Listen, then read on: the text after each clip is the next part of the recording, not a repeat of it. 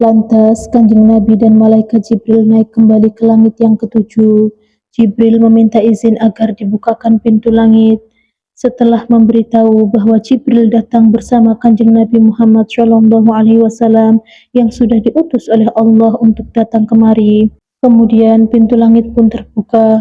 Ketika keduanya telah masuk, tiba-tiba mereka berjumpa dengan Nabi Ibrahim alaihissalam al-Khalili yang duduk di sebuah kursi yang terbuat dari emas di depan pintu surga. Beliau menyandarkan punggungnya di Baitul Makmur. Saat itu Nabi Ibrahim sedang didampingi oleh sekelompok kaumnya. Lantas Kanjeng Nabi berucap salam, dan dijawablah salam tersebut oleh Nabi Ibrahim alaihissalam. Kemudian Nabi Ibrahim alaihissalam berkata, "Selamat datang wahai anakku dan Nabi yang sangat soleh." Lantas Nabi Ibrahim berpesan, "Perintahkanlah kepada umatmu agar memperbanyak tanaman dan perhiasan surga, karena sesungguhnya tanah surga itu sangatlah bagus dan subur."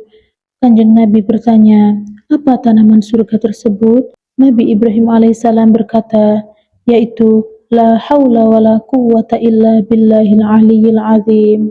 Menurut salah satu riwayat, diterangkan bahwa tolong sampaikan salam saya kepada umatmu dan ceritakan bahwa surga itu tanahnya sangat subur. Adapun sesungguhnya tanaman surga tersebut adalah Subhanallah walhamdulillahi wa la ilaha illallah wallahu akbar. Orang-orang yang berada di sebelah kiri dan kanan Nabi Ibrahim semuanya duduk dalam satu kelompok. Wajahnya putih bening seperti kertas. Sekelompok lain ada kotoran noda hitam di kulitnya. Lantas kaum yang terdapat kotoran di kulitnya sama-sama berdiri kemudian masuk dan mandi di sebuah sungai. Selanjutnya sama-sama keluar sebab telah bersih kotorannya. Setelah itu masuk dan mandi kembali di sebuah sungai yang lain. Kemudian keluar dan telah bersih kotoran noda-noda hitamnya.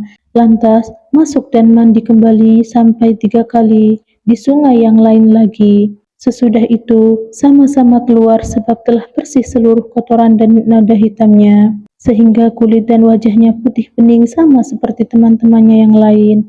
Lantas semua sama-sama duduk berkumpul bersama teman-temannya yang berkulit dan berwajah putih bening tadi.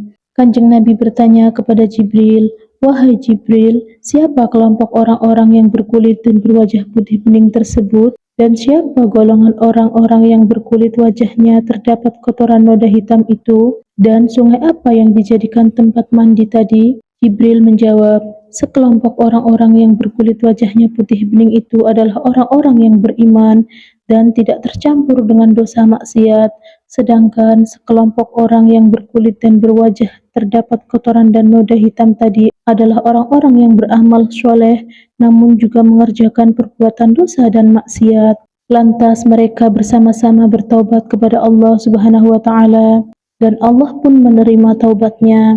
Adapun sungai tersebut adalah yang pertama sungai rahmatullah, yang kedua sungai nikmatullah, dan yang ketiga adalah sungai syaqahum rabbahum syaraban tahura, yang artinya sungai tempat kalian semua dianugerahi minum-minuman yang sangat segar dan bening juga bersih. Dan dijelaskan oleh malaikat Jibril, "Itulah tempatmu dan tempat umatmu ya Rasulullah." Di tempat tersebut tiba-tiba Kanjeng Nabi bertemu dengan umat beliau. Umat tersebut terbagi menjadi 2 golongan. Golongan yang pertama memakai kain putih seperti kertas, sedangkan golongan yang kedua memakai pakaian kusam. Kanjeng Nabi lantas masuk ke Baitul Makmur. Beliau masuk bersama-sama dengan golongan yang memakai pakaian putih, dan golongan yang memakai pakaian kusam dilarang masuk mengikutinya. Kemudian Kanjeng Nabi mengerjakan sholat di Baitul Makmur bersama-sama dengan orang-orang mukmin. Kemudian Kanjeng Nabi dibawa naik lagi ke Sidratul Muntaha. Di tempat situlah akhir dari semua amal manusia naik dari bumi.